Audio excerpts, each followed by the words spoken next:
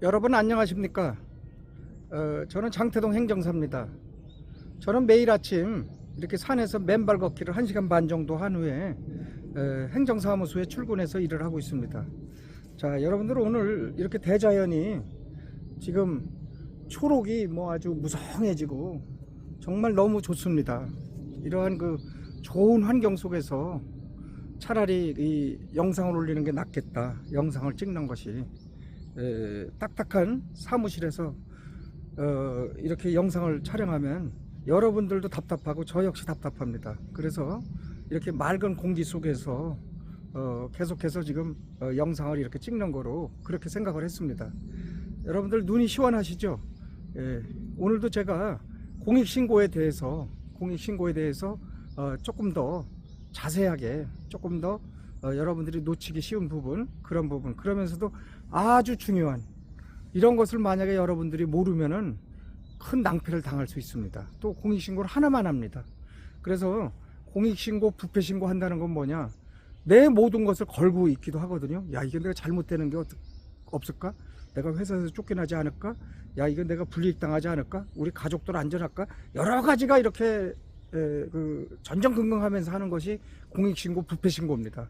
그러므로 공익신고, 부패신고 하시려고 하는 분은 이 정도 시간 내서 제가 이렇게 산에서 머리가 맑을 때 이렇게 솔직하게 여러분들한테 이렇게 제가 말씀을 드리고 있으니까 여러분들 꼭 경청해 주시면 감사하겠습니다.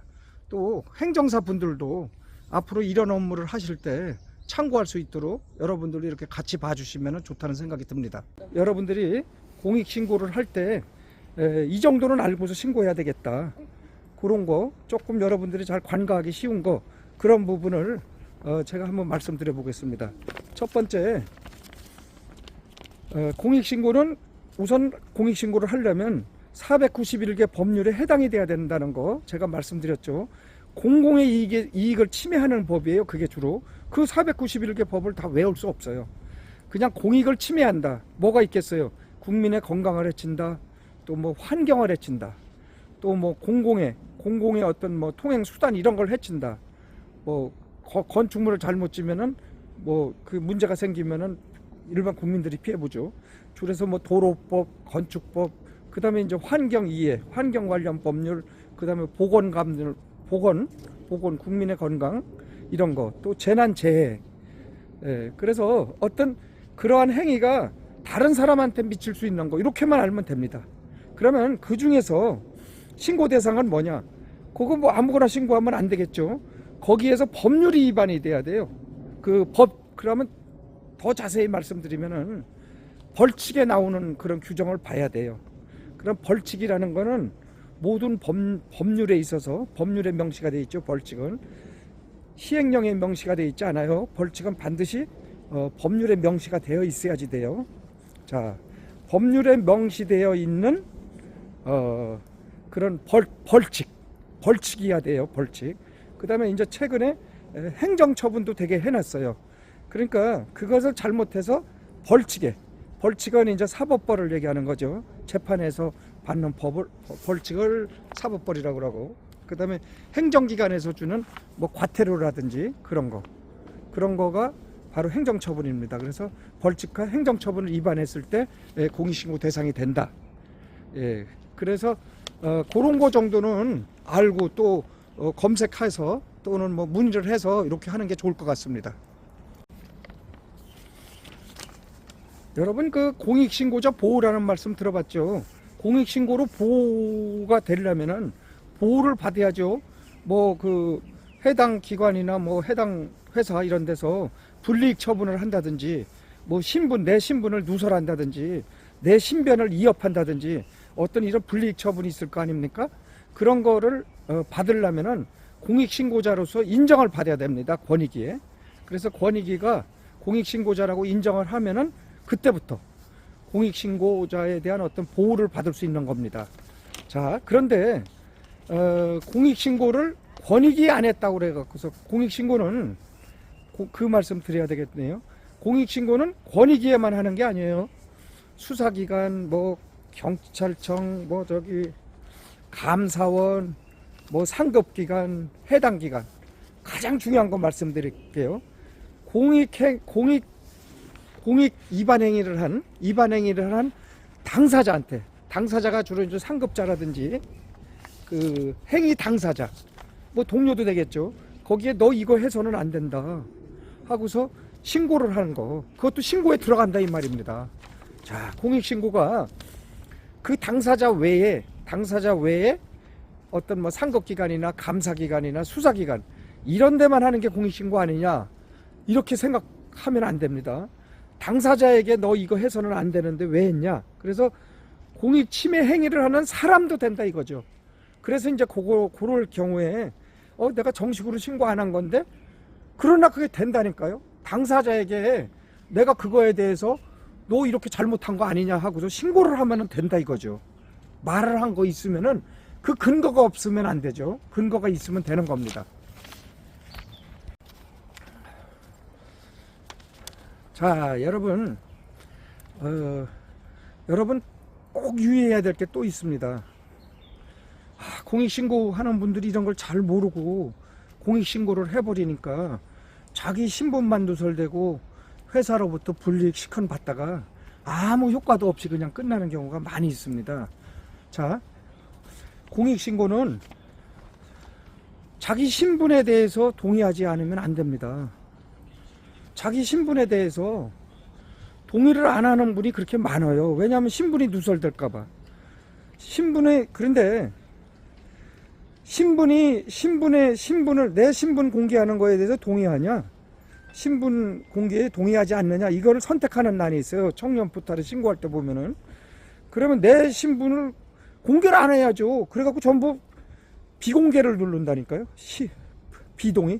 내 신분에 대해서 공개하느냐, 내 신분 공개에 대해서 동의하냐 비동의하냐, 여기 체크하는 난이 있어요.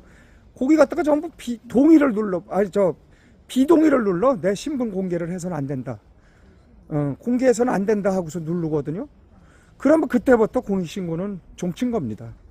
왜냐하면 권익위서는 공익신고한 것을 대충 확인만 합니다. 사실 이게 맞냐, 증거자료는 있냐, 이런 것만 봅니다.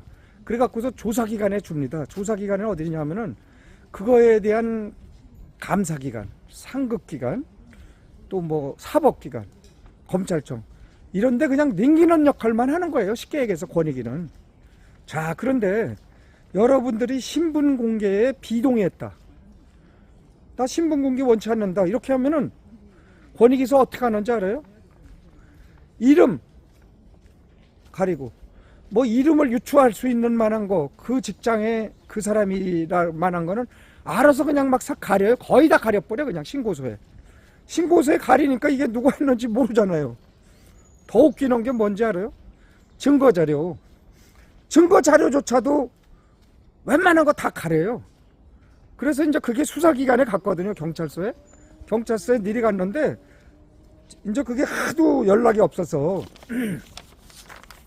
하도 조사도 했는지 안 했는지 알 수도 없고, 그래갖고서 그걸 찾아갖고서 이제 그 경찰관한테 전화를 했어요. 수사관한테. 왜 그거 연락도 없냐 그랬더니 신분 공개에 비공개할 것을 원해서 신분 공개 동의하지 않아서 권익위서 다 지워갖고 보내서 누구한테 연락을 해야 될지, 신고자가 누군지 조사를 해야 될 거 아니야. 수사기관에서. 우리 수사기관에 이렇게 고소를 하면은 고소자 먼저 조사를 하잖아요. 그 다음에 피고소인 조사하고. 그런데 고소인 조사를 못하는 거예요. 없으니까. 신분공개 동의하지 않았는데 그걸 어떻게 조사해요? 자, 그리고 증거자료? 어쩌다가 대충 그냥 넘어가. 그래, 누군지 모르고 수사한다. 그래서 이제 해도 피고소인에 대해서 조사하고 뭐 대충 조사한다. 그래도 증거자료가 하나도 없는 거야, 이제는. 증거자료 거의 다 뭐 웬만한 거 안 주고 또 웬만한 거 다 감추고 이래주고 갖고서 증거자료가 정확해야 되는데, 그러니까 가장 중요한 거예요. 오늘 제가 말씀드리는 거. 공익신고할 때 신분 공개에 비동의한다, 신분 공개를 나 원치 않는다, 요거 체크하면은 그날 다 끝난 거다. 여러분들 오늘 이거 하나만 알아도 정말 그게 중요하다는 걸 알 거예요. 자, 그러면 신분 공개에 동의한다고 해서 내 신분이 새 나가냐? 내 신분이 보호되지 않냐? 내 이름이 누설되냐? 아닙니다. 신분 공개에 동의하는 거는 뭐냐 하면은 권익위가 조사기관이나 수사기관에 그걸 보낼 때 실제 이제 수사를 해야 될 거 아니에요? 또 뭐 감사를 하고 수사를 해야 될 거 아닙니까? 조사를. 그때